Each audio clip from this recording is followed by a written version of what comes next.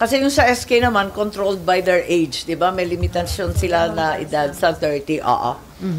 Ma'am, noon ka pa nananawagan na sana dalhin na lang sa korte yung mga issues against former President Duterte kaugnay ng kanilang war on drugs. Finally, may committee report na yung Quadcom committee. Kaya lang, ang kanilang recommendation, mag-file ng kaso against sa former President Duterte, Senator De La Rosa, Bongo, paglabag daw sa Republic Act 9851 o yung Philippine Act on Crimes Against International Humanitarian Law, Genocide and Other Crime Against Humanity.